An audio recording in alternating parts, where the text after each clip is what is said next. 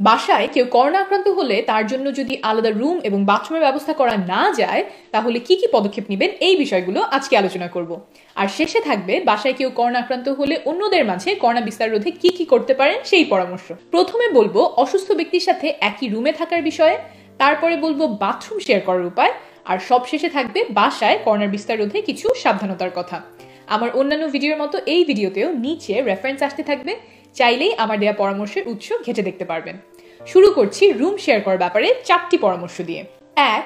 রোগীর সাথে এক রুমে থাকা অবস্থায় দুজনেই সার্জিক্যাল মাস্ক পরে থাকবেন আর চেষ্টা করবেন রোগীর রুমে যত কম সময় কাটানো যায়। 2. রোগীর সাথে এক বিছানায় ঘুমাবেন না, রোগী যেখানে আছে তার থেকে অন্তত 6 ফিট দূরে আপনার ঘুমানোর জায়গা ঠিক করবেন।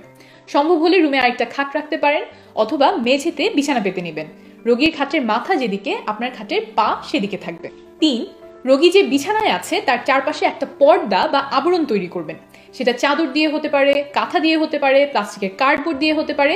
এখানে আপনাকে একটু সৃজনশীল চিন্তা করতে হবে কি করে রুমের যেখানটাতে অসুস্থ ব্যক্তি আছেন তার থেকে রুমের বাকি জায়গাগুলো আলাদা করা যায়। 4. রুমে বাতাস ঢুকতে ও বের হতে পারে এমন ব্যবস্থা করবেন, জানালা খুলে এটা করা সম্ভব। এখন আসছি বাথরুম নিয়ে আলোচনায়। বাসায় যদি 2টা বাথরুম থাকে তাহলে একটা বাথরুম অসুস্থ ব্যক্তি ব্যবহার করবে আর অন্য বাথরুম বাকি সবার জন্য। কিন্তু বাসায় যদি বাথরুম একটাই থাকে তখন তো সবাইকে একই বাথরুম ভাগাভাগি করে ব্যবহার করতে হবে। এই ক্ষেত্রে 2টা সাবধানতার কথা মাথায় রাখবেন। 1.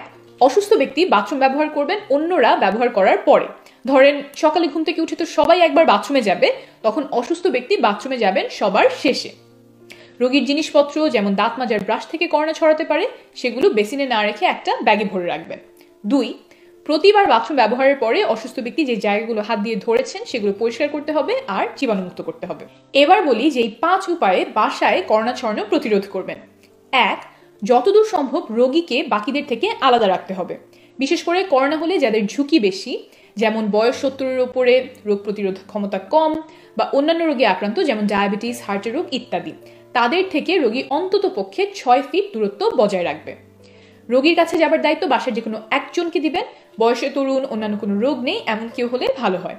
আর এই পরিচর্যাকারী ব্যক্তি বাসায় অন্যদের সংস্পর্শ আসা কমাবে যতটুকু সম্ভব হয়। রোগীর কাছে গেলে সার্জিক্যাল মাস্ক পরে যাবে। 2.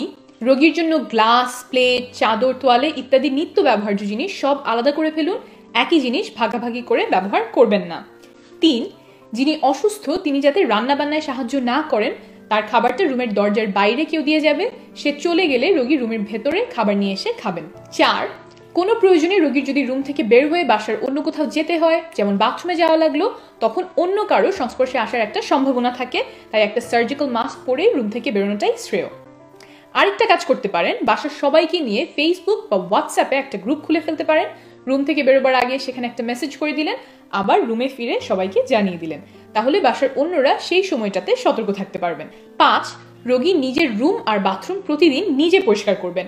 যেসব জায়গা বেশি বেশি স্পর্শ করেছেন যেমন টেবিল, দরজার হাতল ইত্যাদি পরিষ্কার করতে হবে আর ডিসইনফেক্ট করতে হবে, আর নিয়মিত হাত তো ধুতেই হবে। শেষ করার আগে বলে নেই, এই সময়ে বাসায় যাতে মেহমান না আসে।